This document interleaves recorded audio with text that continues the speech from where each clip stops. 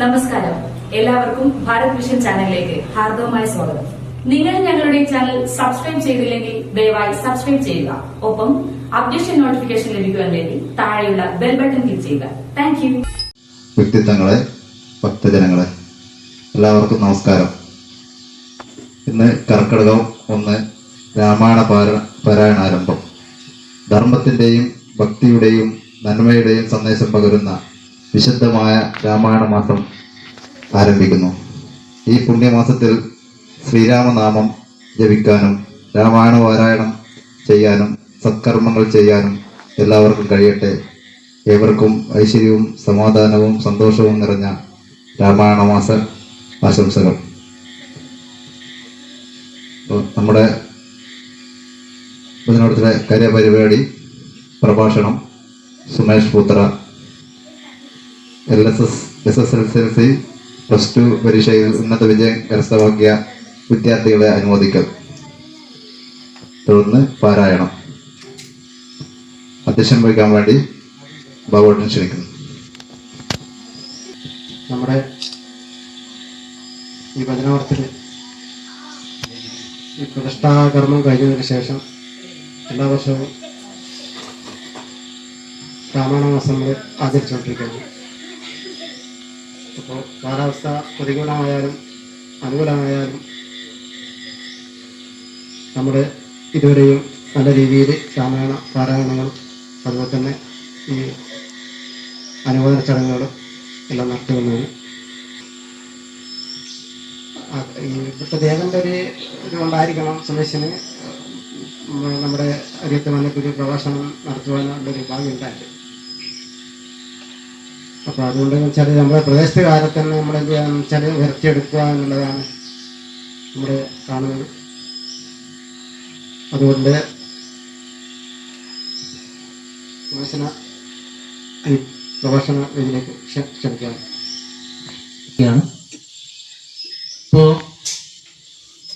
നമ്മളെല്ലാവരും കൂടെ ഈ ഒരു സന്നിധിയിലേക്ക് ആദ്യം നമ്മളെല്ലാ ചടങ്ങുകളും തുടങ്ങുമ്പോൾ വിഘ്നേശ്വരനെ മനസ്സിൽ പ്രാർത്ഥിക്കുക. ഒപ്പം തന്നെ ഇതുമായിട്ട് ബന്ധപ്പെട്ടിട്ടുള്ള നമ്മളിവിടെ തുടങ്ങാൻ പോകുന്നത് ഒരു വർഷത്തെ ഫലമാണ്. രാമായണം ഇനി വരണമെങ്കിൽ അടുത്ത വർഷമാണ് രാമായണ പാരായണവും അതുമായിട്ട് ബന്ധപ്പെട്ടുള്ള കാര്യങ്ങളൊക്കെ വരിക.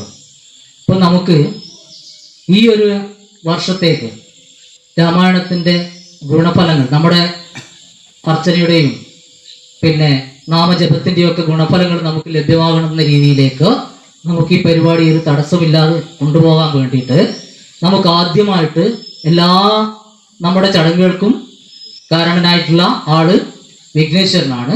വിഘ്നേശ്വരനെ നമുക്ക് സ്തുതിക്കാം. ഒപ്പം തന്നെ നാവിലെ സരസ്വതി ദേവിയാണ് വാക്കിൻ്റെ ദേവതയായിട്ടുള്ള സരസ്വതി.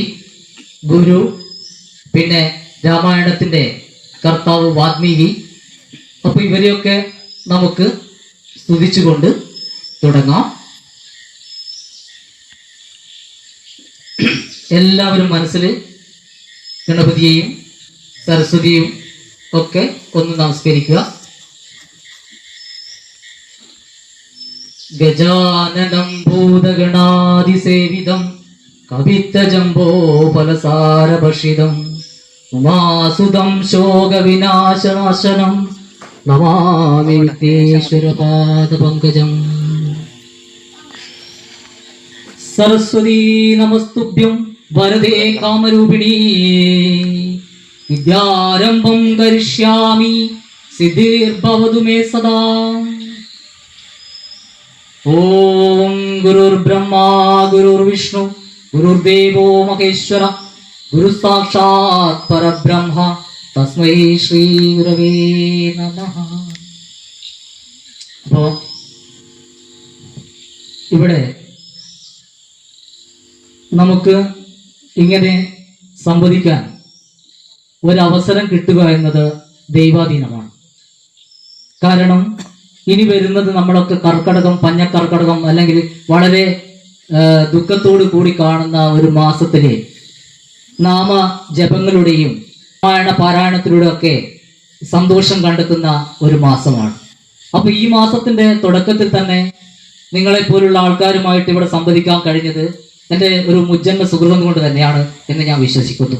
അതേപോലെ നമ്മൾ ഓരോരുത്തരും ഈ കർമ്മഫലം അനുഭവിക്കാൻ തയ്യാറായത് കൊണ്ടാണ് നമുക്കിവിടെ എത്താൻ കഴിഞ്ഞിട്ടുള്ളത്. നമുക്കൊരിക്കലും ദൈവികപരമായിട്ടുള്ള കാര്യങ്ങളിൽ എത്തിപ്പെടണമെങ്കിൽ നമുക്ക് അതിൻ്റെതായിട്ടുള്ള നന്മ ചെയ്തുകൊണ്ടുള്ള ഒരു അന്തരീക്ഷം ഉണ്ടാവണം. അല്ലാതെ നമ്മൾ എത്ര ശ്രമിച്ചാലും നമുക്ക് ആ ചടങ്ങുകളിൽ എത്തിപ്പെടാൻ പറ്റില്ല. നമ്മൾ നോക്കിയാൽ മതി, ഓരോ കാര്യത്തിലും പങ്കുചേരുന്ന ആൾക്കാരുടെ ചിലപ്പോൾ സാമ്പത്തികപരമായിട്ടോ അല്ലെങ്കിൽ ശാരീരികപരമായിട്ടോ ഒക്കെ വലിയ നിലയിലൊന്നും ആണെങ്കിലും മനസ്സിന് നല്ല സന്തോഷവും കുളിർമയും എല്ലാവരോടും ചിരിച്ചുകൊണ്ട് സംസാരിക്കാനുള്ള ഒരു മാനസികാവസ്ഥ നമുക്ക് ഉണ്ടാക്കിയെടുക്കാൻ പറ്റും. ഈ രാമായണത്തെക്കുറിച്ച്, രാമായണം വർഷങ്ങൾക്ക് മുൻപേ എഴുതപ്പെട്ട ഒരു കൃതിയാണെങ്കിലും ഇന്നും അത് നമ്മുടെ മനസ്സുകളിലും രചനകളിലും ഒക്കെ ആയിട്ട് ചിന്തിക്കുന്നു, അല്ലെങ്കിൽ അതിനെ നമ്മൾ പാടുന്നു, അത് ആചരിക്കുന്നു എന്നൊക്കെ കരുതുമ്പോൾ അത്രമാത്രം പ്രശസ്തമായൊരു കൃതിയാണ്. നമ്മുടെ സനാതന ധർമ്മത്തിൻ്റെ അല്ലെ ഭാരതീയ സംസ്കാരത്തിൻ്റെ ഇതിഹാസങ്ങളാണ് മഹാഭാരതവും രാമായണവും. ഇതിൽ രാമായണം ഇതുവരെ നമ്മൾ ആദ്യം കർക്കിടക മാസം എന്നൊന്നും ഉണ്ടായിരുന്നില്ല. പിന്നീട് എന്ത് ചെയ്തു? കർക്കിടക മാസം രാമായണ മാസമായിട്ട് കണക്കാക്കാൻ വന്നു. അപ്പൊ ഈ രാമായണ മാസത്തില് നമ്മൾ ശരിക്കും രാമായണം എന്നതുകൊണ്ട് രാമന്റെ അയനത്തിലൂടെ നമ്മൾ പോകുമ്പോൾ രാമന്റെ യാത്ര എന്ന് പറയുന്നത് നമ്മൾ ഓരോരുത്തരുടെയും യാത്രയാണ്. ഇവിടെ രാമായണത്തിൽ പറയുന്നു, രാമനായാലും ലക്ഷ്മണനായാലും ഭരതനായാലും ശത്രുഘ്നായാലും എല്ലാം തന്നെ നമ്മളെ ഓരോ കാര്യങ്ങൾ പഠിപ്പിച്ചുകൊണ്ടാണ് പോകുന്നത്. അതേപോലെ സ്ത്രീ കഥാപാത്രങ്ങൾ എന്ന് പറയാൻ പറ്റില്ല. ശരിക്കും ഈ രാമനും ഇതൊക്കെ ജീവിച്ചിരുന്നതായിട്ടുള്ള പഠനങ്ങൾ തെളിയിച്ചുകൊണ്ടിരിക്കുകയാണ്. അപ്പോൾ നമുക്ക് അവിടെ വെച്ച് കാണാൻ പറ്റുന്നത് ഓരോ കഥാപാത്രങ്ങളും അല്ലെങ്കിൽ ഓരോ ജീവിതങ്ങളും ജീവിച്ചു തീർത്ത ആ ഫലങ്ങൾ. രാമൻ, മര്യാദാ പുരുഷോത്തമനായ രാമൻ, എഴുത്തച്ഛന്റെ രാമായണത്തിൽ അദ്ദേഹം ദൈവിക പുരുഷനായിട്ടാണ്, വാത്മീകി പറയുന്നത് അത് മനുഷ്യനായിട്ടാണ്. എന്തായാലും ശരി, ആ നന്മകൾ മാത്രം നമ്മൾ എടുത്തുകൊണ്ട് നന്മയുടെ പര്യായമായിട്ടുള്ള മര്യാദാ പുരുഷോത്തമനായിട്ടുള്ള ശ്രീരാമൻ. അപ്പൊ രാമന്റെ യാത്രയിലൂടെ പോകുമ്പോൾ അദ്ദേഹം അനുഭവിച്ച, മനുഷ്യനായി ജനിച്ചാൽ നമ്മൾ അനുഭവിക്കേണ്ടി വരുന്ന യാതനകളൊക്കെ തന്നെ എടുത്തു കാണിച്ചുകൊണ്ടാണ് രാമായണം പോകുന്നത്. അതേപോലെ മനുഷ്യ ജന്മത്തിന്റെ നശ്വരതയും എല്ലാം വിളിച്ചോതിക്കൊണ്ട് വളരെ രസകരമായിട്ടാണ് രാമായണം പോകുന്നത്. എന്തിനാണ് രാമായണം ഒരു കവിതാ രൂപത്തിൽ അല്ലെങ്കിൽ നമുക്ക് എല്ലാവർക്കും ജപിക്കാൻ പറ്റുന്ന അല്ലെ ചൊല്ലാൻ പറ്റുന്ന രീതിയിലായത്? അതായത് വേദങ്ങളിലും ഉപനിഷത്തുകളൊക്കെ പഠിക്കുക അല്ലെങ്കിൽ അത് ചൊല്ലുക, അത് മനസ്സിലാക്കുക എന്നൊക്കെ പറയുന്നത് എന്നെയും നിങ്ങളെയും പോലുള്ള സാധാരണക്കാർക്ക് വളരെ ബുദ്ധിമുട്ടുള്ള ഒരു കാര്യമാണ്. കഥ കേൾക്കാൻ നമുക്ക് എല്ലാവർക്കും ഇഷ്ടമാണ്. അപ്പോൾ ഒരു കഥയുടെ രൂപത്തിൽ അല്ലെങ്കിൽ ചൊല്ലാൻ മാധുര്യമുള്ള ഒരു കവിതയുടെ രൂപത്തിൽ വരുമ്പോൾ നമുക്ക് എല്ലാവർക്കും അത് ആസ്വദിക്കാൻ പറ്റും. വളരെ മനോഹരമായിട്ട് കഥ അറിഞ്ഞുകൊണ്ട് ഈ രാമായണം ജപിക്കുകയാണെങ്കിൽ നമുക്ക് ഓരോ പ്രതിസന്ധി ഘട്ടങ്ങൾ വരുമ്പോഴും ഏത് ഭാഗമാണ് ജപിക്കേണ്ടത്, അല്ലെ എന്താണ് നമ്മൾ ചെയ്യേണ്ടത് എന്നുള്ള ഒരു മാർഗദർശിയായിട്ട് ഈ രാമായണം നമ്മുടെ മുന്നിൽ നിൽക്കുന്നുണ്ട്. ഇവിടെ ഇപ്പൊ രാമായണം എല്ലാവരും വായിക്കാൻ പറ്റുന്ന ആൾക്കാരൊക്കെ വായിക്കണം. രാമായണം വായിക്കാൻ എഴുത്തച്ഛന്റെ രാമായണം, നമ്മുടെ മലയാള ഭാഷയുടെ പിതാവായിട്ടുള്ള എഴുത്തച്ഛന്റെ രാമായണമാണ് നമ്മുടെ സാധാരണ മലയാളികൾ വായിക്കുന്നത്. വാൽമീകി രാമായണത്തിലുപരി നമ്മുടെ എഴുത്തച്ഛന്റെ രാമായണമാണ് വായിക്കുന്നത്. എഴുത്തച്ഛനെ കുറിച്ച് നിങ്ങൾക്ക് എല്ലാവർക്കും അറിയായിരിക്കാം. എഴുത്തച്ഛൻ മലയാള ഭാഷയുടെ പിതാവാണ്, അല്ലെ? തുഞ്ചത്ത് രാമാനുജൻ എഴുത്തച്ഛൻ ഒരു രാമായണം രചിച്ചിരിക്കുന്നത് ഒരു കിളിയെ കൊണ്ട് കഥ പറയുന്ന രീതിയിലാണ്. രാമായണത്തിന്റെ തുടക്കത്തിൽ പറയുന്നു, ശാരിക പൈതൽ താനും വന്ദിച്ചു വന്ദ്യന്മാരെ ശ്രീരാമസ്മൃതിയോട് പറഞ്ഞു തുടങ്ങിനാൾ എന്നും പറഞ്ഞിട്ടാണ് എഴുത്തച്ഛൻ തുടങ്ങുന്നത്. എന്നിട്ട് ആ കിളി കഥ പറയുന്നത് പോലെയാണ് എഴുത്തച്ഛൻ വളരെ മനോഹരമായിട്ട് സരസമായിട്ട്, അതായത് തത്വാംശങ്ങൾ ഒന്നും നഷ്ടപ്പെട്ടു പോകാതെ നമ്മുടെ സാധാരണക്കാരായിട്ടുള്ള ആളുകൾക്ക് മനസ്സിലാവുന്ന രീതിയിൽ രാമായണം അവതരിപ്പിച്ചിരിക്കുന്നത്. നമുക്കൊരു ചിന്തയുണ്ട്, ഇതൊക്കെ കുറച്ച് പ്രായമായ ആൾക്കാർക്ക് വായിക്കുന്ന കാര്യങ്ങളാണ്. രാമായണം, മഹാഭാരതം അല്ലെങ്കിൽ നമ്മുടെ പുരാണ ഗ്രന്ഥങ്ങളും കാര്യങ്ങളൊക്കെ പ്രായമായുള്ള ആൾക്കാർക്ക് വേണ്ടിയിട്ടാണ് എന്നത് ഒരിക്കലും അങ്ങനെ ചിന്തിക്കരുത്. കാരണം നമ്മുടെ നിത്യജീവിതത്തിലെ നമുക്ക് വരാൻ പോകുന്നതും വന്നിട്ടുള്ളതുമായ ഒരുപാട് കാര്യങ്ങൾ നമ്മൾ രാമായണവുമായിട്ട് ബന്ധപ്പെടുത്തുമ്പോൾ ഇപ്പൊ സമകാലിക പ്രശ്നങ്ങളിലെല്ലാം തന്നെ നമ്മൾ ചിന്തിക്കുമ്പോൾ ഇതേ അവസ്ഥ രാമായണത്തിലൂടെ കടന്നു പോകുന്നതായിട്ട് കാണാം. മാരീച വേഷം പൂണ്ട് വന്ന് സീതയെ കട്ടുകൊണ്ടു പോകുന്ന രാവണന്റെ ശിഷ്യൻ, അത് ഇപ്പോഴും ഒരുപാട് മാരീച വേഷം പൂണ്ടുകൊണ്ട് നമ്മളെ വഞ്ചിക്കപ്പെടുന്ന ആളുകളുണ്ട്. അതേപോലെ ഏത് കഥയെടുത്താലും ഏത് ഭാഗം എടുത്താലും നമ്മുടെ ആൾക്കാരുണ്ട്. അതിൽ നിങ്ങൾ ചിന്തിക്കണം, ഞാൻ ആരാവണോ? സീതയാവണോ? ശൂർപ്പണകയാവണോ? അല്ലെങ്കിൽ കൈകേയിയോ മന്ദരയോ ആരാവണം എന്നത് നമ്മൾ ഓരോരുത്തരും തീരുമാനിക്കണം. അതേപോലെ തന്നെ പുരുഷന്മാർ തീരുമാനിക്കണം, ഞാൻ രാമനാവണോ രാവണനാവണോ? നമ്മുടെ കർമ്മങ്ങളാണ് നമ്മളെ എപ്പോഴും നിലനിൽക്കുന്നത്. നമ്മുടെ കർമ്മത്തിനനുസരിച്ച് നമ്മൾ ചെയ്യുമ്പോൾ ഓരോ ആളുകളുടെയും യശസ് കൂടിക്കൊണ്ടേയിരിക്കും. നമ്മൾക്ക് രാമനെ കുറ്റപ്പെടുത്താനും രാമനെ എതിരെ അമ്പെയ്യാനും ഒരുപാട് പേരുണ്ടായിരുന്നു. പക്ഷേ അന്തിമമായിട്ടുള്ള വിജയം രാമനെയാണ് ഇന്നും ജനങ്ങള് ഭക്ത്യാദരപൂർവ്വം പൂജിക്കുകയും സ്തുതിക്കുകയും ചെയ്യുന്നത്. അതേപോലെ നമ്മുടെ കർമ്മത്തിന്റെ ഫലം തീർച്ചയായിട്ടും നമ്മളടുത്ത് വരും. ഒരു മഴ എന്നത് നല്ലൊരു ലക്ഷണമാണ്. അപ്പോൾ നമ്മുടെ എല്ലാ കർമ്മങ്ങളും നല്ലതാണ് എന്ന് തന്നെ നമുക്ക് വിശ്വസിക്കാം. അതേപോലെ നിങ്ങളുടെ വീടുകളിലൊക്കെ രാമായണം ഉണ്ടെങ്കിലേ എല്ലാവരും എന്ത് ചെയ്യണമെന്ന് വെച്ചാൽ നിമിത്ത ഫലം അല്ലെങ്കിൽ രാമായണ ഭക്തി, ഈ കാര്യങ്ങളൊക്കെ ഞാൻ പറയുന്നത് ഭക്തിയാദരപൂർവ്വം കാര്യങ്ങൾ ചെയ്യുന്നവർക്ക് മാത്രമുള്ളതാണ്. അല്ലാതെ ഭക്തി ഇല്ലാത്തവരോട് നമ്മളൊരു കാര്യം പറഞ്ഞിട്ടും കാര്യമില്ല. നമ്മൾ ഒരു രാമായണത്തിന്റെ അല്ലെ ഭഗവത്ഗീതയുടെ ഏതിലെങ്കിലും ഒരു കാര്യങ്ങൾ ചെയ്യുകയാണെങ്കിൽ നമ്മൾ രാമായണത്തിൽ രാവിലെ എണീറ്റ ഉടനെ നമ്മൾ രാമായണത്തിന്റെ ഒരു പേജ് തുറക്കുന്നു. രാമായണത്തിന്റെ ഏതെങ്കിലും ഒരു പേജ് എടുത്ത് അതിന്റെ വലതു ഭാഗത്തുള്ള ഏതാനും ഭാഗങ്ങളൊന്ന് വായിക്കാം. കൃത്യമായിട്ടും നിങ്ങൾക്ക് ഞാൻ ഉറപ്പു തരാം, ആ ഭാഗം അന്ന് നമ്മുടെ ജീവിതത്തിൽ വന്നിട്ടുണ്ടാവും. ഭക്തിയാദരപൂർവ്വം നിങ്ങൾ ചെയ്യുന്ന കർമ്മത്തിന്റെ ഫലം നിങ്ങൾക്കുണ്ടാവും. ഏതാണോ ആ കാര്യങ്ങൾ, അതേപോലെ തന്നെ നമ്മൾ എന്ത് ചെയ്യുന്നുണ്ട്, ഒരു ഭഗവത്ഗീത ആയാലും ഏത് ഗ്രന്ഥങ്ങളായാലും മഹത് ഗ്രന്ഥങ്ങൾ വിശ്വാസിയെ സംബന്ധിച്ചിടത്തോളം വളരെ കാര്യക്ഷമമായിട്ട് ഉപയോഗിക്കുകയാണെങ്കിൽ അത് നമുക്ക് അതിനനുസരിച്ചുള്ള റിസൾട്ട് കിട്ടും. നമ്മൾ അതേപോലെ തന്നെ നമ്മൾ ചെയ്യുന്ന കാര്യങ്ങളൊക്കെ ഇപ്പൊ നമുക്ക് എല്ലാം എന്താണ്, നമ്മൾ ഗ്രന്ഥങ്ങൾ വായിക്കുന്നില്ല, പിന്നെ പുരാണങ്ങൾ വായിക്കുന്നില്ല, മറ്റൊന്നും വായിക്കുന്നില്ല. ആരൊക്കെയോ പറയുന്ന കാര്യങ്ങൾ നമ്മൾ പൊതുവെ നോക്കുക. നമ്മുടെ നാട്ടിലെ പ്രായമായ ആൾക്കാർ നമ്മളോട് എന്താണ് പറയുന്നത്, അവരെയും കേൾക്കാത്ത ഒരു സ്ഥിതിയുണ്ട്. എന്നാലും പറയുക, നമ്മുടെ പ്രായമായ ആളുകൾ എന്താണോ പറയുന്നത് നമ്മൾ അത് തന്നെ അങ്ങ് അനുസരിക്കും. പക്ഷെ ഈ പ്രായമായ ആൾക്കാർക്ക് ഇതിനെക്കുറിച്ച് ഒന്നും അറിയില്ലെങ്കിൽ അവർ പറയുന്നത് മൊത്തം പൊട്ടത്തരായിരിക്കും. അപ്പൊ അതായത് നമ്മൾ ഫോളോ ചെയ്തു പോകുന്നത്. അതല്ല, ഗ്രന്ഥങ്ങൾ വായിക്കണം. വായിക്കാനുള്ള ഒരുപാട് സോഴ്സുകൾ നമ്മുടെ മുന്നിൽ തന്നെയുണ്ട്. മൊബൈലായാലും ഇതിലൊക്കെ നമുക്ക് ഉള്ള ഡാറ്റ കളക്ട് ചെയ്യുക, നമ്മൾ അതിനെക്കുറിച്ച് പഠനം നടത്തുക. നമ്മൾ രാവിലെ എണീക്കുന്ന സമയം മുതൽ നമ്മൾ ചെയ്യേണ്ട കുറേ കാര്യങ്ങളുണ്ട്. നമ്മൾ ആരും അനുഷ്ഠിക്കാത്ത ഒരുപാട് കാര്യങ്ങളുണ്ട്.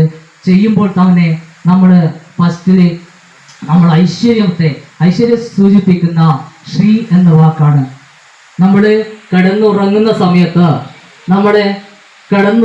സമയത്തുണ്ടാവുന്ന ആ ബോധം നഷ്ടപ്പെടുന്ന ഒരവസ്ഥ, ഉറക്കം ഉണർന്ന ഉടനെ നമ്മളുടെ ഈ വലതു ഭാഗത്തോട്ട് തിരിഞ്ഞിട്ട് ഭൂമിയിൽ ആദ്യമായിട്ട് നമ്മൾ തൊടേണ്ടത് കാലല്ല, കൈയാണ്. പലരും നമ്മുടെ ബെഡിലൊക്കെയാണ് കിടക്കുന്നതെങ്കിൽ നേരെ കാല് കുത്തിയിട്ടാണ് വെക്കുന്നത്. അപ്പോൾ നമ്മൾ കിടക്കുന്ന സമയത്ത് ഉണ്ടായിരുന്ന പൊട്ടൻഷ്യൽ എനർജി നേരെ താഴോട്ടേക്ക് പോവുകയും നെഗറ്റീവ് എനർജി കയറുന്ന സമയത്ത് അത് മൊത്തം പാദങ്ങളിലേക്കായിട്ട് നഷ്ടപ്പെട്ടു പോവുകയാണ് ചെയ്യുന്നത്. നമുക്കെന്നും പോസിറ്റീവ് എനർജി കിട്ടണമെങ്കിൽ തീർച്ചയായിട്ടും നമ്മൾ കൈ കുത്തിയിട്ട് എണീക്കാൻ ശ്രമിക്കണം. കൈ കുത്തുക ആദ്യം, എന്നിട്ട് ഭൂമിയിൽ ശ്രീ എന്ന് എഴുതുക. ശ്രീ എന്ന് എഴുതുമ്പോൾ നമ്മൾ എന്ത് ചെയ്യണമെന്ന് വെച്ചാൽ ആദ്യം വലതുവശത്തോട്ട് ചരിഞ്ഞിട്ട് എണീക്കാൻ ശ്രമിക്കുക. പിന്നെയോ നമ്മൾ അതുപോലെ തന്നെ നമ്മൾ എല്ലാ കർമ്മങ്ങളും ചെയ്യുന്നത് നമ്മുടെ കൈകൾ കൊണ്ടാണ്. ഈ കൈയുടെ പവിത്രത നമ്മൾ മനസ്സിലാക്കി കഴിഞ്ഞാൽ നമ്മൾ ഇതിനെ കൊണ്ട് ഒരു ദോഷമായിട്ടുള്ള ഒരു കാര്യങ്ങളും ചെയ്യില്ല. നമ്മൾ കൈ രണ്ടും ഇങ്ങനെ പിടിച്ചുകൊണ്ട് കൈയുടെ ആരൊക്കെയാണ് ഇവിടെ കുടികൊള്ളുന്നതെന്ന് അറിയോ നിങ്ങൾക്ക്? കരാഗ്രേ വസതേ ലക്ഷ്മി, കരമധ്യേ സരസ്വതി, കരമൂലേതു ഗോവിന്ദ, പ്രഭാതേ കരദർശനം. നമ്മൾ കയ്യിലേക്ക് നോക്കിക്കൊണ്ട് പറയുക, കരാഗ്രേ വസതേ ലക്ഷ്മി. ലക്ഷ്മി ദേവിയാണ് നമ്മുടെ കൈയുടെ ഏറ്റവും മുകൾ ഭാഗത്തായിട്ട് കുടികൊള്ളുന്നത്. കരമധ്യേ സരസ്വതി. അപ്പോ ഒന്ന് ലക്ഷ്മി ദേവി പണത്തിന്റെ അല്ലെ സമ്പാദ്യത്തിന്റെ ദേവിയാണെങ്കിൽ മറ്റത് വിദ്യാദേവതയാണ് സരസ്വതി. പിന്നെയോ വിഷ്ണു ഭഗവാനാണ്. അപ്പൊ ഈ 3 ദേവന്മാരും കുടികൊള്ളുന്ന ഈ കൈകൊണ്ട് നമുക്ക് ഓരോ ദിവസവും ചെയ്യുന്നത് നല്ല കർമ്മങ്ങൾ മാത്രമാവട്ടെ എന്ന് തുടക്കം തന്നെ നമ്മൾ പ്രാർത്ഥിക്കുന്നു. കരാഗ്രേ വസതേ ലക്ഷ്മി, കരമധ്യേ സരസ്വതി, കരമൂലേതു ഗോവിന്ദ, പ്രഭാതേ കരദർശനം എന്ന് പറഞ്ഞുകൊണ്ട് നമ്മൾ കൈപ്പത്തി നോക്കി നമ്മുടെ മുഖത്തോട് ചേർത്ത് ജപിച്ചുകൊണ്ട് നിൽക്കുക. പിന്നെ അതിനുശേഷം നമ്മൾ എന്ത് ചെയ്യണം? നമ്മുടെ ഭൂമിയിൽ സ്പർശിക്കാൻ പോവുകയാണ്. ഭൂമിയെ നമ്മൾ മാതാവായിട്ടാണ്, അല്ലെ ഭൂമി ദേവി ആയിട്ടാണ് കണ്ടത്. അതുകൊണ്ടായിരുന്നു പഴമക്കാരുണ്ടായിരുന്ന ഭൂമി വളരെ മനോഹരമായിരുന്നത്. കാരണം അവിടെ ഒരു പ്ലാസ്റ്റിക് മാലിന്യങ്ങളോ, അന്ന് പ്ലാസ്റ്റിക് ഉണ്ടായിരുന്നില്ല, എന്നാലും മാലിന്യങ്ങളോ മറ്റുള്ള മരങ്ങളൊക്കെ വെട്ടിമുറിക്കുന്ന സംഭവങ്ങളോ അല്ലെങ്കിൽ മുറിക്കേണ്ടി വന്നാൽ തന്നെ പകരം വെച്ച് പിടിക്കുന്ന സംഭവങ്ങളും, അതുകൊണ്ട് പ്രകൃതി സന്തുലിതാവസ്ഥയൊക്കെ നിലനിർത്തിയിരുന്നു. അതുകൊണ്ട് നമുക്ക് കൂടുതൽ ചൂടുണ്ടായിരുന്നില്ല, കൂടുതൽ തണുപ്പുണ്ടായിരുന്നില്ല, ആരോഗ്യമുള്ള ഒരു ജനതയായിരുന്നു നമുക്കുണ്ടായിരുന്നത്. അപ്പോ നമ്മൾ എന്ത് ചെയ്യണം? ഭൂമി ദേവിയിൽ നമ്മൾ കാല് വെക്കുന്നതിന് മുന്നേ ഭൂമി ദേവിയോട് നമുക്ക് നമ്മൾ ചെറുപ്പത്തില് അമ്മയുടെ മാറിടത്തിലൂടെ നടക്കുകയും കിടക്കുകയും അടിക്കുകയും ഒക്കെ ചെയ്തിട്ടുണ്ട് നമ്മൾ ഓരോരുത്തരും. അതേപോലെയാണ് ഭൂമി ദേവി നമ്മുടെ അമ്മയാണ്. അമ്മയുടെ മാറിടത്തിലേക്ക് ചവിട്ടാൻ പോവുകയാണ്. ആ സമയത്ത് നമ്മൾ എന്ത് ചെയ്യണം? തീർച്ചയായിട്ടും അമ്മയോട് ഞാൻ ചെയ്യാൻ പോകുന്ന കർമ്മം ഇതാണ്. അപ്പൊ പറയണം, സമുദ്രവസനേ ദേവി പർവ്വതസ്ഥന മണ്ഡലേ വിഷ്ണുപത്നി നമസ്തുഭ്യം പാദസ്പർശം ശമസ്ത്വമേ. പർവ്വതങ്ങൾ വസ്ത്രങ്ങളായിട്ട് അണിഞ്ഞിരിക്കുന്ന ദേവി, പർവ്വതസ്ഥന മണ്ഡലേ, പർവ്വതങ്ങള് സ്ഥലങ്ങളായിരിക്കുന്ന, അതായത് നമുക്ക് അമ്മ മുലപ്പാൽ തരുന്നത് എങ്ങനെയാണോ അതേപോലെയാണ് ഭൂമി ദേവിയുടെ പർവ്വതങ്ങളിൽ നിന്നും നീരുറവ വന്നിട്ട് നമ്മൾക്ക് എന്ത് ചെയ്യുക? എല്ലാ പ്രദേശങ്ങളിലേക്കും പർവ്വതങ്ങളിൽ നിന്നും ഭൂമിയുടെ അടിയിൽ നിന്നും വെള്ളം കിട്ടുന്നതുകൊണ്ടാണ് നമ്മുടെ ജീവൻ നിലനിർത്തുന്നത്. അതുകൊണ്ടാണ് പറയുന്നത്, ഈ മുലപ്പാല് കഴിഞ്ഞാൽ പിന്നെ കിട്ടുന്ന നമുക്ക് നീര് കിട്ടുന്നതാണ് ശുദ്ധജലം. ഈ ശുദ്ധജലം തരുന്ന ഭൂമി മാതാവിനോട് നമ്മൾ പറയുകയാണ്, പർവ്വതസ്ഥന മണ്ഡലേ വിഷ്ണു പത്നി നമസ്തുഭ്യം പാദസ്പർശം ശമസ്തുമേ. വിഷ്ണുവിന്റെ ഭാര്യയായിരിക്കുന്ന വിഷ്ണുപത്നി നമസ്തുഭ്യം, അങ്ങയെ ഞാൻ നമിക്കുന്നു. പിന്നെ പാദസ്പർശം ശമസ്വമേ, ഞാൻ പാദം വെക്കുന്നുണ്ട്, എന്നോട് ക്ഷമിച്ചാലും എന്ന് പറഞ്ഞുകൊണ്ട് നമ്മൾ എന്ത് ചെയ്യുക? ഒരു ദിവസത്തെ പ്രഭാത കാര്യങ്ങളിലേക്ക് കടക്കുന്നു. നമ്മുടെ ഇഷ്ടത്തെ കിഴക്ക് ഭാഗത്തേക്ക് തിരിഞ്ഞുകൊണ്ട് നമ്മുടെ ഇഷ്ടപ്പെട്ട ദേവനെ അല്ലെങ്കിൽ ദേവിയെ നമ്മൾ 1 മിനിറ്റ് കണ്ണടച്ച് പ്രാർത്ഥിക്കുക. എന്നിട്ട് നമ്മൾ എന്ത് ചെയ്യുക? ഓരോ ദിവസവും ഞാൻ ഇന്ന് ചെയ്യാൻ പോകുന്ന നല്ല കർമ്മങ്ങൾ മാത്രമാവട്ടെ, മറ്റുള്ളവർക്കൊരു ദോഷവും ചെയ്യുന്ന കർമ്മങ്ങൾ എനിക്ക് ഒരിക്കലും ഉണ്ടാവാതിരിക്കട്ടെ എന്ന് പ്രാർത്ഥിച്ചുകൊണ്ട് നമ്മൾ ചെയ്യുക. നമ്മുടെ ഓരോ പ്രാർത്ഥനയിലും ഓരോ റിസൾട്ട് ഉണ്ടാവും. തീർച്ചയായിട്ടും അത് നമുക്ക് ഗുണകരമായിരിക്കും. ഇതിൽ നമുക്കൊന്നും അറിയാത്തത് കൊണ്ട് ചെയ്യാതായിപ്പോയത്. തീർച്ചയായിട്ടും അതിനെ നഷ്ടപ്പെടാതെ നോക്കുക. കർക്കിടക മാസമാണ്, മഴ കോരിച്ചൊരിയേണ്ട സമയമാണ്. ഞങ്ങൾ നേരത്തെ പറയുകയാണ്, ഇന്ന് മഴയില്ലല്ലോ. എന്തായാലും നമ്മുടെ പരാതി തീർത്തുകൊണ്ട് നല്ലൊരു മഴ വരുന്നുണ്ട്. വരട്ടെ, നമുക്ക് നല്ല സന്തോഷപൂർവ്വം അതിനെ വരവേൽക്കാം. അപ്പോൾ അതുപോലെ തന്നെ നമ്മൾ എന്ത് ചെയ്യുന്നു എന്ന് വെച്ചാൽ, പിന്നീട് നമ്മൾ കുളിക്കാൻ പോവുകയാണ്. നമ്മുടെ പ്രാഥമിക കൃത്യങ്ങളൊക്കെ കഴിഞ്ഞ് കുളിക്കാൻ പോകുമ്പോൾ നമ്മൾ ഏത് ജലമായിരുന്നാലും അതിനെ പവിത്രീകരിക്കേണ്ട ഒരു കർമ്മം നമുക്കുണ്ട്. അതുകൊണ്ട് തന്നെ ജലം, നമ്മളെ കൈവെള്ളയിലേക്ക് ഒരു തുള്ളി ജലം എടുത്തുകൊണ്ട് നമ്മൾ ബക്കറ്റിലായാലും അല്ലെങ്കിൽ പുഴയിലായാലും അല്ലെങ്കിൽ എങ്ങനെ നമ്മൾ വെക്കുകയാണെങ്കിലും ഈ ജലം എടുത്തുകൊണ്ട് നമ്മൾ നന്നായിട്ടൊന്ന് പ്രാർത്ഥിക്കുക. ഗംഗാദേവിയെ മനസ്സിൽ കാണുക, നമ്മുടെ പുണ്യ നദികളെയൊക്കെ മനസ്സിൽ ധാരിക്കുക. എന്നിട്ട് നമ്മൾ പറയുന്നു, ഓം ഗംഗേജ യമുനാ ചൈവ ഗോദാവരി സരസ്വതി നർമ്മദാ സിന്ധുർ കാവേരി ജലേസ്മിൻ സന്നിധം കുരു എന്നും പറഞ്ഞുകൊണ്ട് നമ്മുടെ കൈവെള്ളയിലുള്ള ഈ വെള്ളം 3 പ്രാവശ്യമാക്കിയിട്ട് നമ്മുടെ ബക്കറ്റിലേക്ക് ഒഴിക്കുക. എന്നിട്ട് അപ്പോൾ തന്നെ ആ ജലം പവിത്രമായി എന്ന് നമുക്ക് വിശ്വസിക്കാം. നമ്മുടെ വിശ്വാസമാണ് എല്ലാം. നമുക്ക് ഈ വിശ്വാസമില്ലാത്ത ആളുകളോട് ഈ വെള്ളത്തിന് എന്ത് മാറ്റമാണ് വന്നിരിക്കുന്നത് എന്ന് ചോദിച്ചാൽ നമുക്ക് ഉത്തരം ഉണ്ടാവില്ല. പക്ഷേ നമുക്ക് മാനസികമായിട്ട് തൃപ്തി തരുന്നത് എന്തോ അതാണ് നമ്മൾ സ്വീകരിക്കേണ്ടത്. മറ്റുള്ളവരുടെ കാര്യത്തെ നമുക്ക് മാറ്റി നിർത്താം. എന്നിട്ട് അതിനുശേഷം നമ്മൾ എന്ത് ചെയ്യൂ? കുളിയും കഴിഞ്ഞു, മറ്റുള്ള കാര്യങ്ങളൊക്കെ നിൽക്കുന്നു.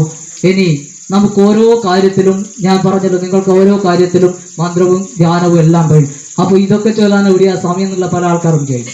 ഭക്ഷണം മുന്നിൽ വരുമ്പോൾ നമുക്ക് പഴമക്കാരൊക്കെ ചെയ്യുന്ന സമയത്ത് കുറേ സമയം ഇരുന്നു വെറുതെ ഒരു ഉരുള ഉരുട്ടി മാറ്റി വെക്കുന്ന ഒരു സംവിധാനം ഉണ്ടായിരുന്നു. അവരത് ഗണപതിക്കെന്നോ അല്ലെങ്കിൽ മറ്റ് എന്തിനെന്തോ പറഞ്ഞാലും ഇത് കിട്ടുന്നത് നമ്മുടെ അലഞ്ഞു തിരിയുന്ന ജീവികൾക്കൊക്കെ ആയിരിക്കും.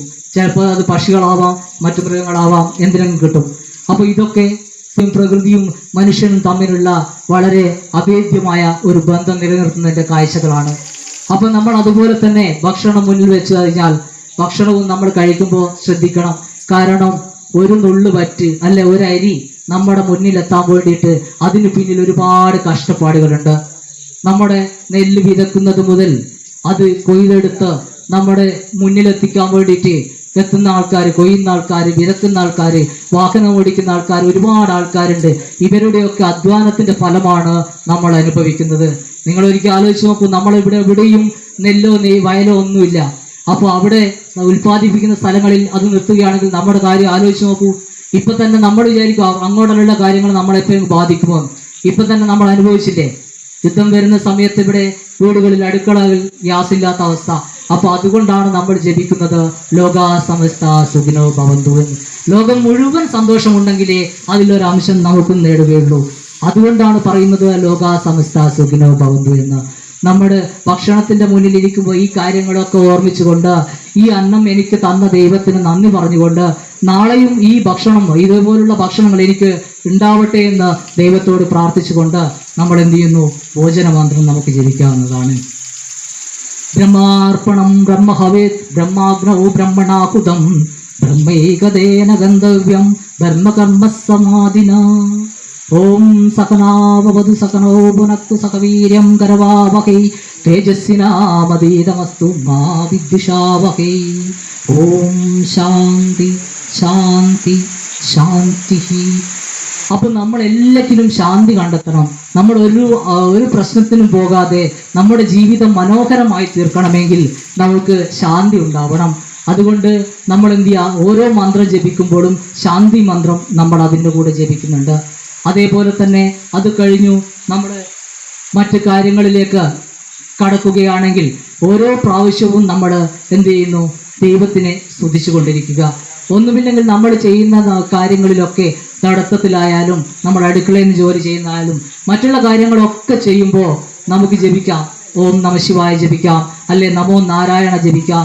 ഇതൊക്കെ നമ്മൾ ചെയ്യുകയാണെങ്കിൽ അതിൻ്റെ ഫലം വരുന്നത് നമ്മുടെ ആളുകൾ, മറ്റുള്ളവർ നമ്മളോട് പെരുമാറുന്നതിൻ്റെ രീതി മാറുന്നത്, അല്ലെങ്കിൽ നമുക്ക് കിട്ടേണ്ട കാര്യങ്ങൾ കിട്ടേണ്ട സ്ഥലത്ത് നമ്മൾ ചെല്ലുമ്പോൾ മടങ്ങി പോരാത്തത്. നാളെ നിങ്ങൾക്ക് ലോട്ടറി അടിക്കുമല്ലേ, പിന്നെ ആ ഭാഗ്യം തരും, അത് കിട്ടും ഇത് കിട്ടും എന്നൊന്നുമില്ല. പക്ഷെ നമ്മുടെ സ്വഭാവത്തിൽ നമുക്ക് വരുന്ന മാറ്റങ്ങൾ നമുക്ക് തന്നെ വിലയിരുത്താൻ പറ്റും. നമ്മളെ അനുസരിക്കാനോ അല്ലെ നമ്മുടെ വാക്കുകൾ കേൾക്കാൻ താല്പര്യമുള്ള ആൾക്കാരുണ്ടാവുന്നു.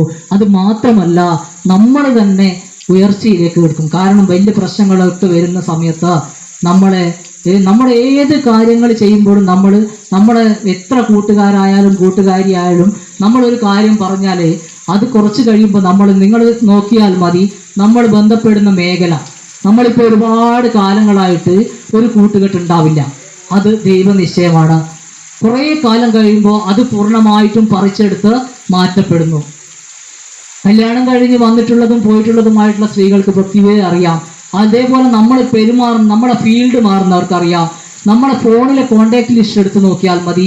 ഒരു കാലത്ത് നമ്മൾ രാവിലെ എണീറ്റ ഉടനെ ഗുഡ് മോർണിംഗ് അയക്കുന്നു, കടന്നുറങ്ങാൻ നോക്കുമ്പോൾ ഗുഡ് നൈറ്റ് അയക്കുന്നു, കഴിച്ചോ പോയോ വന്നോ എല്ലാം അയക്കുന്നവർ നമ്മളെ കുറേ കാലം കഴിയുമ്പോൾ നമ്മളെ അപരിചിതരായിട്ട് ആരുമല്ലാത്ത രീതിയിലേക്ക് മാറിപ്പോകുന്നു. എന്താണ് ഇതിൻ്റെ അവസ്ഥ? അപ്പം നമ്മൾ അവിടെയാണ് ചിന്തിക്കേണ്ടത്. ഒരു സൗഹൃദങ്ങളും ഒന്നും നിലനിൽക്കുന്നതല്ല സ്ഥായിയായിട്ട്, അല്ലേ? എന്നാൽ രാമായണത്തിൽ നമ്മുടെ നൈഷിക ജീവിതത്തിനെ കുറിച്ച് കവി പറയുന്നുണ്ട്, അല്ലേ? എന്താണ് പറയുന്നത്? ഒരു ചൂടാറിയ ലോകക്കമ്പിയിൽ വീണിട്ടുള്ള വെള്ളത്തുള്ളി പോലെയാണ്, അല്ലേ? ലോകസ്താംബു ബിന്ദുന സന്നിപം മർത്യജന്മം ക്ഷണഭങ്കുരം. പിന്നെയോ ചക്ഷുശ്രവണകളസ്തമാം ദർദുരം, ഭക്ഷണത്തിന് അപേക്ഷിക്കുന്നത് പോലെ കാലാഹിനാ പരിഗ്രസ്തമാം ലോകവും ആലോല ചേതസാ ഭോഗങ്ങൾ തേടുന്നു. എന്താണ് പറഞ്ഞിരിക്കുന്നത്? ഒരു ചുട്ടു പഴുത്തിരിക്കുന്ന ലോഹക്കമ്പിയുടെ മുന്നിൽ ഒരു തുള്ളി വെള്ളം വീണാൽ ആ തുള്ളി വെള്ളത്തിന്റെ അവസ്ഥ എന്തായിരിക്കും?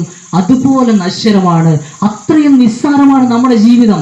നമ്മൾ ഇനി ഇതൊക്കെ കഴിഞ്ഞു, ഞാനിപ്പോൾ ഇവിടുന്ന് വീട്ടിലെത്തുമെന്ന് യാതൊരു ഉറപ്പുമില്ല, എന്തും പറ്റാം. അത് അത്രയ്ക്കും നൈമിഷികമായിട്ടുള്ള ജീവിതത്തിൽ നമ്മൾ എന്താ ചെയ്യുന്നത്? ചക്ഷുശ്രവണഗ്രസ്തമാം ദർദുരം ഭക്ഷണത്തിന് അപേക്ഷിക്കുന്നത് പോലെ കാലാകിനാ പരിഗ്രസ്തമാം ലോകവും ആലോല ചേതസാ ഭോഗങ്ങൾ തേടുന്നു. അതായത് ഒരു തവള പാമ്പിന്റെ വായിൽ കുടുങ്ങിയിരിക്കുന്ന തവള നോക്കുന്നത് അടുത്ത് ഭക്ഷണം എന്തെങ്കിലും ഇട്ടുവെന്ന് വെച്ചാൽ അടുത്തുള്ള പാറ്റനെ പിടിക്കാൻ വേണ്ടിയിട്ടാണ് നോക്കുന്നത്. അതേപോലെയാണ് നമ്മൾ ചെയ്യുന്നത്. കാരണം നമ്മുടെ ആയുസ് തവള ഏകദേശം വായു മാത്രമേ പുറത്തുള്ളൂ, ബാക്കി മുഴുവൻ പാമ്പിന്റെ വായിലാണുള്ളത്. അതുപോലെയാണ് നമ്മൾ. ഇനി ഏതാനും നിമിഷത്തിനുള്ളിൽ നമ്മൾ എന്ത് ചെയ്യുന്നു? നിമിഷത്തിനുള്ളിൽ എന്ന് പറയുമ്പോൾ ആരും പേടിക്കേണ്ട കാര്യമല്ല. ഞാനൊരു രാമായണത്തിന്റെ സൂചിപ്പിച്ചു എന്നേ ഉള്ളൂ. അപ്പോൾ നമ്മുടെ ഈ കുറഞ്ഞ സമയത്ത് നമ്മുടെ ഭൂമിയിൽ വന്നിരിക്കുന്നതാണ്. അപ്പൊ ഈ ഭൂമിയിൽ വന്നിരിക്കുന്ന കുറഞ്ഞ കാലത്ത് നമ്മൾ എന്ത് ചെയ്യുക? നമ്മളെ നന്മകൾ മാത്രം ചെയ്യുക. അപ്പൊ ആ കാര്യങ്ങൾ നമ്മൾ എന്ത് ചെയ്യുക? ആ പാമ്പിന്റെ വായിൽ കടങ്ങിയിരിക്കുന്ന തവള അപ്പോഴും ശ്രമിക്കുന്നത് ഭക്ഷണം നേടാൻ വേണ്ടി, അല്ലെ മറ്റൊരു ജീവിയെ കൊല്ലാൻ വേണ്ടി, അതിനെ നശിപ്പിക്കാൻ വേണ്ടിയിട്ടാണ്. പക്ഷെ പിന്നെന്താ പറയുന്നത്? വേറൊരു അർത്ഥം പറയുന്നു, പാന്തോർ പെരുവഴി അമ്പലം തന്നിലെ താന്തരായി കൂടി ഇനി യോഗം വരും പോലെ നദ്യാമൊഴുകുന്ന കാഷ്ടങ്ങൾ പോലെയും എത്രയും മാലയ സംഗമം എന്നാണ് പറയുന്നത്. അപ്പോ നദ്യാമൊഴുകുന്ന കഷ്ടങ്ങൾ പോലെ ഒരു വിറക് ഒരു പുഴയിലൂടെ ഒഴുകി വരികയാണ്. ആ പുഴയിലൂടെ ഒഴുകി വരുന്ന വിറക് ഒരു സ്ഥലത്ത് തട്ടി നിൽക്കുന്നു. അപ്പൊ ആ സ്ഥലത്ത് എന്തോ പ്രശ്നം കൊണ്ട് എന്ത് ചെയ്യുന്നു? ആ വിറക് നമുക്ക് വരാൻ പോകുന്ന കാര്യങ്ങൾ മോശമായാലും നല്ലതായാലും നമുക്ക് അറിയാൻ പറ്റും. ഞാനൊക്കെ ഒരുപാട് കാര്യങ്ങൾ മോശമാണെന്ന് തോന്നിക്കഴിഞ്ഞാൽ ഞാൻ ആ പ്രദേശത്തേക്ക് പോകില്ല. കാരണം അങ്ങനെയുണ്ട്. നമുക്ക് എന്തെങ്കിലും ദോഷം വരുന്നത് നമുക്ക് മുന്നേ രാവിലെ ഉണരാൻ നോക്കുമ്പോൾ എനിക്ക് ദൈവം കാണിച്ചു തരും, ഇന്നേ വിഷയം ഉണ്ടാവും, നീ അതിലോട്ട് പോകരുത്. അപ്പൊ ഞാനെന്തില്ല, അതിലോട്ട് പോവാറില്ല. നേരെ മറിച്ച് എന്ത് ചെയ്യും? നല്ല കാര്യങ്ങളും അതേപോലെ കാണിച്ചു തരും. ആ കാര്യങ്ങൾ ചെയ്യാം. ഞാനീ പറയുന്ന പല ആൾക്കാർക്കും കളവായിട്ട് തോന്നിയേക്കാം. പക്ഷെ നിങ്ങൾക്ക് അനുഭവത്തിൽ വന്നാൽ നിങ്ങൾക്ക് അത് മനസ്സിലാവും. നിങ്ങൾ അനുഭവവേദ്യമാക്കണമെങ്കിൽ നിങ്ങൾ ഗ്രന്ഥങ്ങൾ വായിക്കുക. നിങ്ങൾക്ക് ചെയ്യേണ്ടത് ഏതാണോ, നിങ്ങളുടെ സമയം ഏതാണോ. നമ്മളിപ്പോ ജാതകവും ഇതിനെയൊക്കെ അന്ധവിശ്വാസങ്ങളായിട്ട് തള്ളിക്കളയുമ്പോൾ നിങ്ങൾ പഠിക്കുമ്പോൾ ഭൂമിശാസ്ത്രപരമായിട്ട് സൂര്യനെയും ചന്ദ്രനെയും ഒക്കെ നമ്മുടെ ജീവിതത്തെ എത്രത്തോളം ബാധിക്കുന്നുണ്ട് എന്ന കാര്യങ്ങൾ ജിയോഗ്രഫി ഒക്കെ പഠിക്കുന്ന ആൾക്കാർക്ക് അറിയാൻ പറ്റും. അപ്പൊ നമ്മൾ ആ രീതിയിലേക്ക് ഉയരണം. കാരണം നിങ്ങളുടേത് ഇത് അന്ധവിശ്വാസമാണ്, ഇങ്ങനെയൊന്നും സംഭവിക്കില്ല എന്ന് പറയുമ്പോൾ സയന്റിഫിക്കായിട്ട് ഇതിനെ എങ്ങനെ നമുക്ക് വിലയിരുത്താൻ പറ്റും?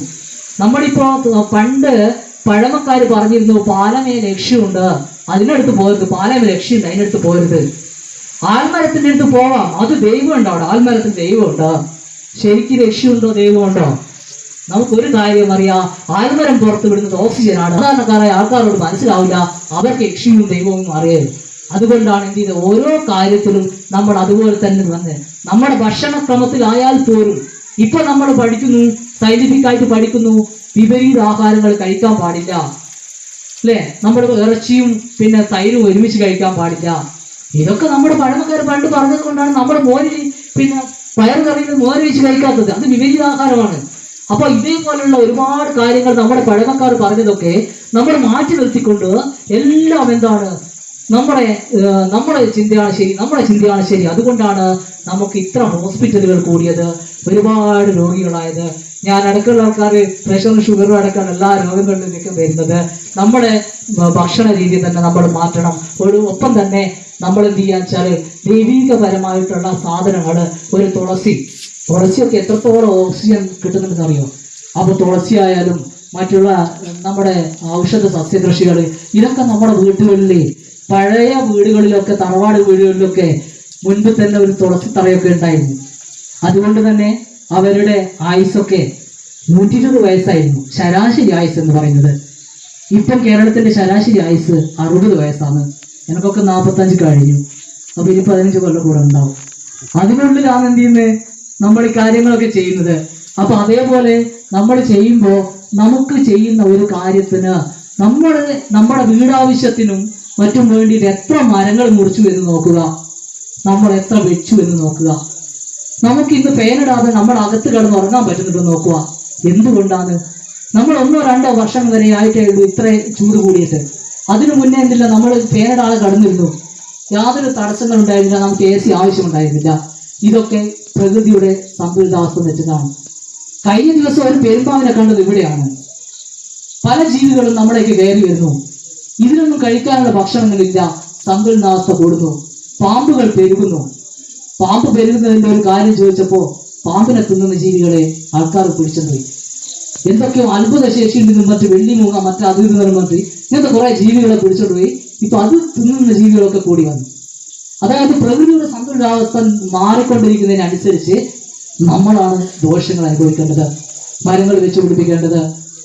അപ്പോൾ ഇങ്ങനത്തെ കാര്യങ്ങളൊക്കെ നമ്മൾ വളരെ ചിന്തിച്ച് ചെയ്യേണ്ട കാര്യങ്ങളാണ്. നമ്മൾ ഒരു മരം മുറിക്കുമ്പോൾ നമ്മൾ ആലോചിക്കണം, നമ്മൾ ഈ കടയ്ക്കൽ കത്തി വെക്കുമ്പോൾ ഇത് എങ്ങോട്ടേക്കാണ് വരുന്നത്, നമ്മുടെ കഴുത്തിന് നമ്മുടെ മക്കൾക്കോ പറ്റുന്നതായിരിക്കും.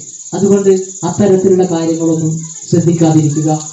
പിന്നെ രാമായണ പാരായണം ഇന്ന് തുടങ്ങും.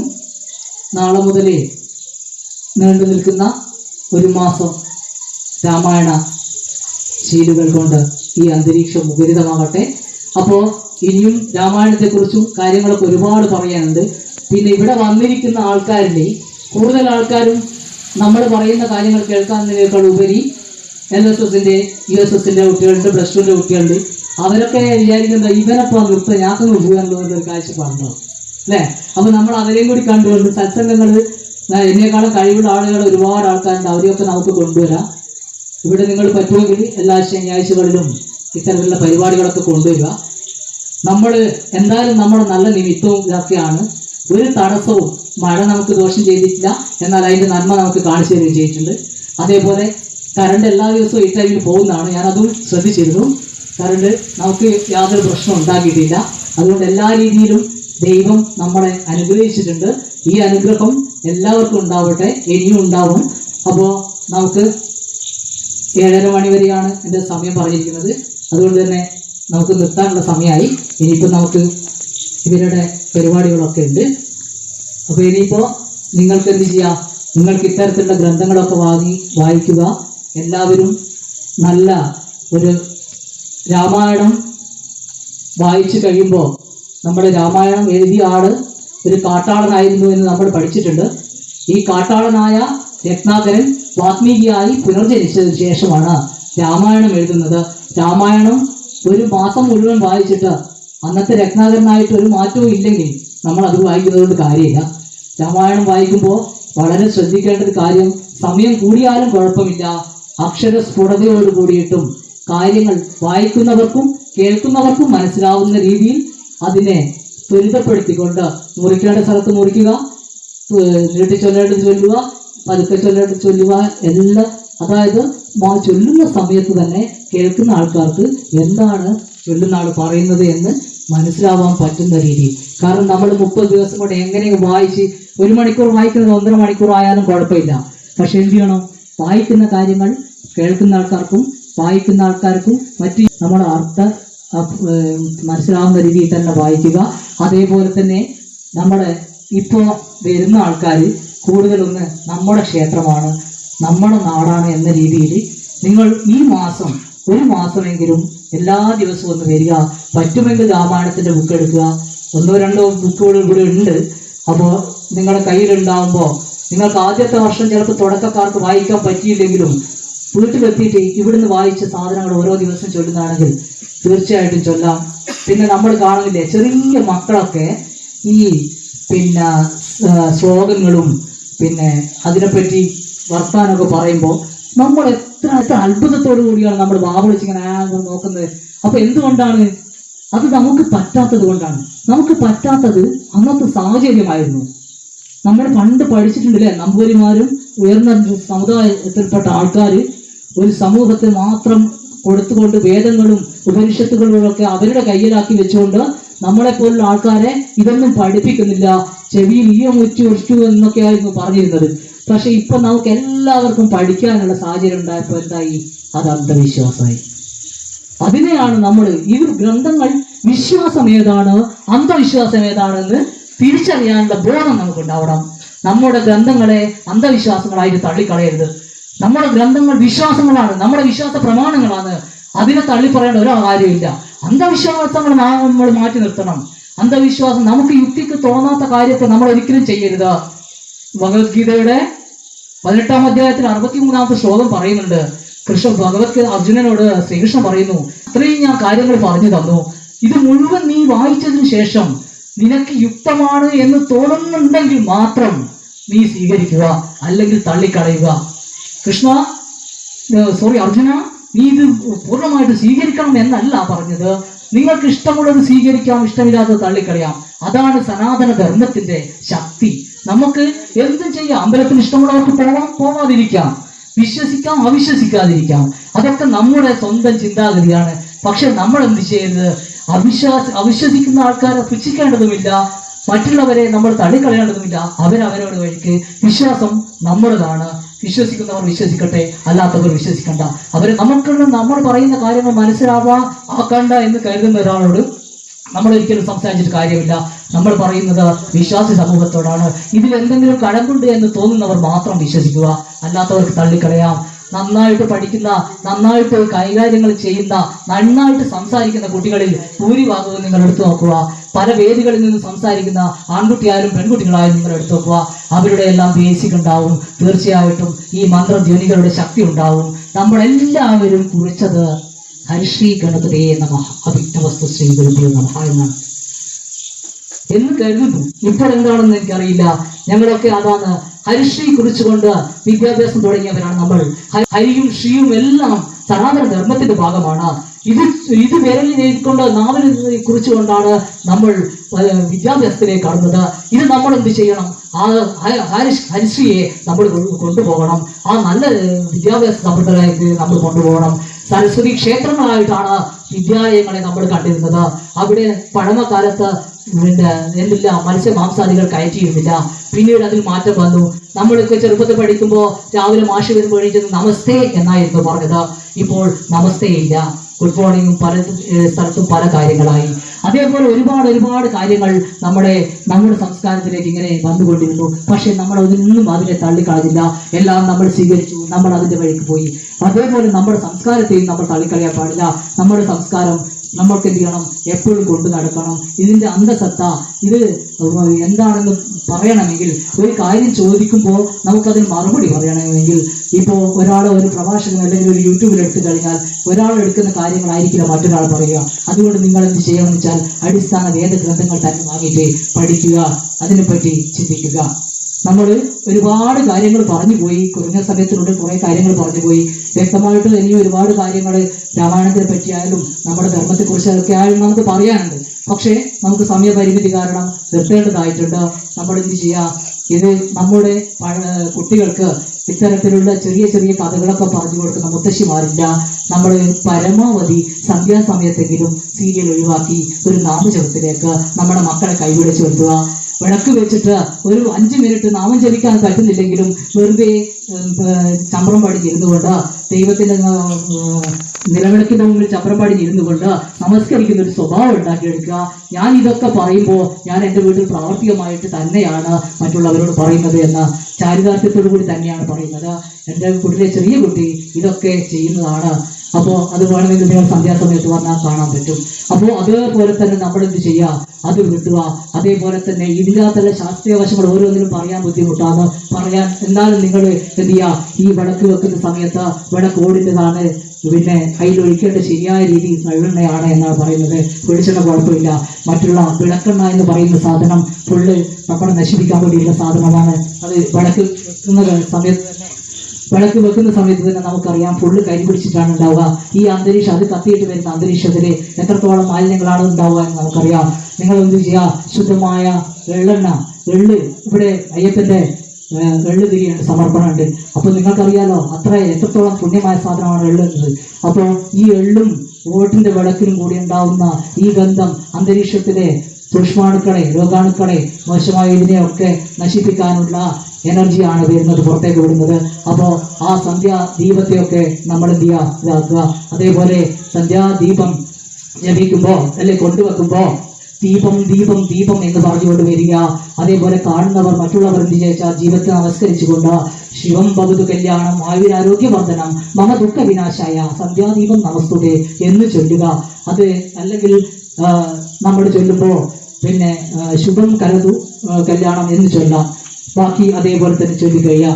അതേപോലെ തന്നെ നമ്മുടെ ഓരോ ധർമ്മത്തിനും ഓരോ പവിത്രയുണ്ട് എന്ന് കരുതി ആരെയും ദ്രോഹിക്കാതെയും നന്മയോടും കൂടിയിട്ട് നമ്മൾ ഓരോ ദിവസവും ഉണ്ടാവട്ടെ എന്ന് പ്രാർത്ഥിച്ചുകൊണ്ട് എല്ലാവർക്കും നല്ലൊരു ദിനം ആശംസിച്ചുകൊണ്ട് എല്ലാം ദൈവത്തിൻ്റെതാണ്. അപ്പോൾ എന്ത് ചെയ്യുക, നമുക്ക് രാമായണം അവസാനിക്കുമ്പോൾ ചൊല്ലേണ്ടത് കായേന വാച മനസ്സേന്ദ്രിയർവ വിദ്യാത്മനാവ ഹൃദയ സ്വഭാവ കരോമ്യസ്ത സ്വനം പ്രമുഖൈ നാരായണായേരി സമർപ്പയാമി. തൊണ്ട പോയി. അപ്പോൾ നമുക്ക് നല്ലൊരു ദിനം. എല്ലാവരും ആരും കാര്യമായിട്ട് സംസാരിക്കാത്തത് കൊണ്ടും മറ്റുള്ള സമയത്തൊക്കെ ഞാൻ ശ്രദ്ധിക്കുന്നതാണ്. അപ്പോൾ കൂടുതലായിട്ട് കുട്ടികളല്ലാതെ മറ്റുള്ളവർ കൂടുതൽ സംസാരിക്കാത്തത് കൊണ്ടും പിന്നെ മടുപ്പ് മുഖത്ത് കാണാത്തത് കൊണ്ടുമാണ് ഇത്രയും പറഞ്ഞത് തന്നെ. എന്തായാലും നിർത്തുന്നു. നന്ദി, നമസ്കാരം. LSS കിട്ടിയ വിജയികളെയും കൂടി നമ്മൾ ആദരിക്കുന്നുണ്ട്. അപ്പോൾ ആ ഒരു ചടങ്ങാണ് അടുത്തത് നടക്കാൻ പോകുന്നത്. നമ്മൾക്ക് ഇപ്രാവശ്യം വലിയ കൂടുതൽ ഏരിയയിലൊന്നും എന്ത് ചെയ്തില്ല, പങ്കെടുപ്പിക്കാൻ പറ്റിയിട്ടില്ല. കാരണം നമ്മുടെ ചെറിയൊരു പ്രദേശത്ത് ഉൾക്കൊള്ളിച്ചുകൊണ്ടാണ് നമ്മൾ എന്ത് ചെയ്തത്, ഈ മൊമെൻറ്റോ വിതരണം നടത്താൻ പോകുന്നത്. അപ്പോൾ നമ്മളുടെ ഭജനമഠത്തിൻ്റെ ചെറിയ സാമ്പത്തിക പ്രശ്നങ്ങളുള്ളത് കൊണ്ടാണ് കൂടുതൽ വൈഡായിട്ട് നമുക്ക് പോകാൻ പറ്റാതിരുന്നത്. എന്നിരുന്നാലും നമ്മൾ ഇന്ന് 10 പേർക്കാണ് പാരിതോഷികം നൽകുന്നത്. അപ്പോൾ അത് സുമേഷ് പുത്രയുടെ ആധ്യാത്മ പ്രഭാഷണം ഒക്കെ കഴിഞ്ഞിരിക്കുകയാണ്. അപ്പോൾ ഇന്ന് നമുക്ക് കഴിഞ്ഞ വർഷത്തേക്കാളും വ്യത്യസ്തമായി കാലാവസ്ഥ അനുകൂലമായിരുന്നു. കഴിഞ്ഞ വർഷം നമുക്ക് എല്ലാവർക്കും അറിയാം, ഒരു വലിയ മഴ തന്നെയല്ലേ കഴിഞ്ഞ വർഷം. നമുക്ക് ഈ പരിപാടി നടത്താൻ നല്ല ബുദ്ധിമുട്ട്. ഇക്കുറി നമുക്ക് നല്ല രീതിയിൽ പിന്നെ നടത്താൻ കഴിഞ്ഞിട്ടുണ്ട്. പിന്നെ ഇപ്പോൾ ഇവിടെ സുമേഷ് പുത്ര നമുക്കറിയാം, ഏകദേശം രാമായണത്തിലെ പല ശീലുകളും നമ്മെ പഠിപ്പിക്കും. അതുപോലെ തന്നെ നമ്മൾ കുടുംബ ബന്ധങ്ങളിൽ എങ്ങനെ കുട്ടികളെ ഏത് രീതിയിൽ, അതുപോലെ നമ്മൾ ഏത് രീതിയിൽ ഇങ്ങനെ ബഹുമാന രൂപത്തിൽ പെരുമാറണമെന്നുള്ള കാര്യങ്ങളൊക്കെ സുമേഷ് പറഞ്ഞിട്ടുണ്ട്. അത് എല്ലാം ഉൾക്കൊണ്ട് തന്നെ എല്ലാ കുട്ടികളും അതുപോലെ തന്നെ നമ്മൾ മുതിർന്നവരും സ്വീകരിച്ചു വരിക. നമ്മുടെ ഭജനമഠത്തിൽ ഈ പറഞ്ഞ പോലെ എല്ലാ ശനിയാഴ്ചയും പരമാവധി എത്തിച്ചേർന്ന് ഈ ഭജനമഠത്തിൻ്റെ എല്ലാ പുരോഗതിക്കും വേണ്ടി പ്രവർത്തിക്കുന്ന ആൾക്കാരായി മാറണം. എൻ്റെ കടമ എന്ന് പറഞ്ഞത് ഈ പരിപാടിക്ക് നന്ദി അറിയിക്കുക എന്നതാണ്.